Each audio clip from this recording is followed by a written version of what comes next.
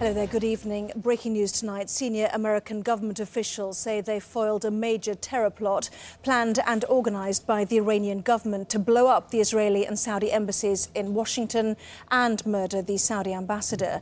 The US Attorney General says 2 men have been charged in connection with the attack, one of whom is still at large, and warned Iran that America will hold it accountable for its actions. We're live to Washington. Our US correspondent Dominic Waghorn is there. So what exactly did this plot involve then, Dominic?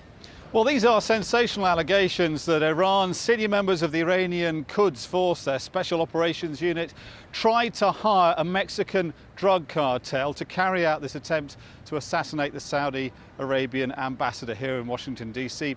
in an explosion at a fictional restaurant, a restaurant that they hadn't chosen quite, and where many people could have died as well as the ambassador. It was foiled because the person they were talking to wasn't actually a member of the Mexican drug cartel, but was a member of the US Drug Enforcement Agency.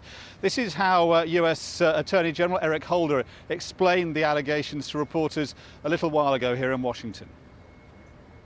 Manssor Arbabsiar, a naturalized United States citizen who holds an Iranian passport and was arrested last month in New York, is accused of working with members of an arm of the Iranian Revolutionary Guard Corps to devise an international murder-for-hire scheme targeting the Saudi Arabian ambassador to the United States.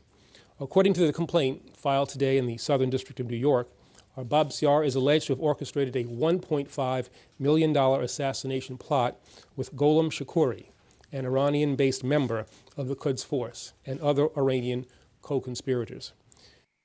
The complaint alleges that this conspiracy was conceived, was sponsored, and was directed from Iran, and constitutes a flagrant violation of U.S. and international law. In addition to holding these individual conspirators accountable for their alleged role in this plot, the United States is committed to holding Iran accountable for its actions. And Dominic Waghorn, President Obama briefed on this back in June, we're told. So what sanctions are being taken against Iran in the light of these allegations? Well, of course, reporters picked up on this threat from the Attorney General Eric Holder to say that Iran would be held to account. It's very rare for America to make this kind of allegation about any country, but obviously accusing Iran of this really just heightens tensions already extremely strained between Iran and America. So everyone very keen to see what exactly America is going to do about it. He wouldn't be drawn on it, but the US Secretary of State Hillary Clinton has said that more sanctions will target individual members of the regime. The problem for America is there are very few members of the regime who haven't been targeted already with pretty tough sanctions. So it's going to be hard for the Americans to tighten those sanctions in a significant way to punish Iran for what America believes to have been a very grave and flagrant violation of American laws and also international laws threatening a foreign diplomat on American soil. Dominic Waghorn live there in Washington. Thank you. Well, I'm joined now